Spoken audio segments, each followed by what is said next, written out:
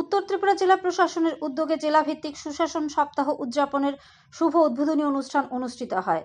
প্রশাসন গাঁও কি ওর অভিযানের অঙ্গ হিসেবে উত্তর ত্রিপুরা জেলাভিত্তিক সুশাসন সপ্তাহ উদযাপনের শুভ উদ্বোধনী অনুষ্ঠান অনুষ্ঠিত হয় ধর্মনগরে অর্ধেন্দু ভট্টাচার্য স্মৃতি ভবনে। এই অনুষ্ঠানের উদ্বোধক হিসেবে উপস্থিত ছিলেন অবসরপ্রাপ্ত আইএএস অফিসার তথা রাজ্য নির্বাচন কমিশনার শরদিন্দু চৌধুরী। বিশেষ অতিথি হিসেবে উপস্থিত ছিলেন উত্তর ত্রিপুরা জেলা শাসক ও সমাহর্তা দেবপ্রিয় বর্ধন, জেলার অতিরিক্ত পুলিশ সুপার জেরিমিয়া ডার্লং, অতিরিক্ত জেলা শাসক বিপ্লব দাস। স্বাগত ভাষণ রাখেন অতিরিক্ত জেলা শাসক পিপিলাল রিং, নেতা ডার্লং। তাছাড়াও উপস্থিত ছিলেন জেলার মুখ্য স্বাস্থ্য আধিকারিক সহ জেলার বিভিন্ন ব্লকের ব্লক আধিকারিকগণ, মহকুমা শাসক ও অন্যান্য আধিকারিকবৃন্দ।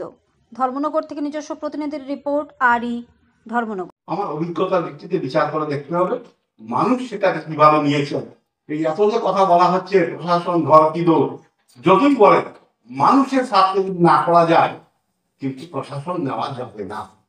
একদিকে যেমন সভাবংশ গরিব অংশের মানুষ, অন্যদিকে উপজাতি অংশের প্রচুর মানুষ বাস করেন যারা সত্যি এখনো সরকারের সাহায্যের দাবিদার এবং প্রথম দাবিদার আমি বলি। এখানে কাজ করার এতটুকু সুযোগ আছে, আমার শ্রমিক বন্ধু অনুরোধ থাকবে এই সুযোগটাকে কাজে লাগিয়ে সরকার যে সুযোগটা আমাকে দিয়েছেন সেটা একটা সুযোগ হিসাবে গ্রহণ করে। যে মানুষকে সেবা করার আমি একটা সুযোগ পেয়েছি, আমি আমার কাজ করি। এখানে এসডিএম ধর্মনগর দেখিয়েছেন জায়গা তো আমার সবসময় উদ্বেগ হয়।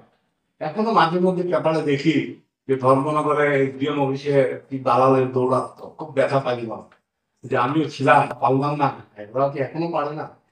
এরকম যাতে না হয়, যদি হয় কোনো খবর হয় গুরুত্ব দিয়ে দেখে যে বিন্দুমাত্র বীজ সেখানে আছে কিনা এরকম খারাপ, সেটাকে দূর করার চেষ্টা করতে হবে। নেগেটিভ ভাবে না নিব যে না আমি জানি নেই এরকম হবে না, হয় না, এরকম না। কারণ যারা এই কাজ করে তারা অনেক গুরুত্ব, তারা অনেক চালাক, তাদের অনেক বুদ্ধি, এটা আমরা সাধারণভাবে চিন্তা করি না।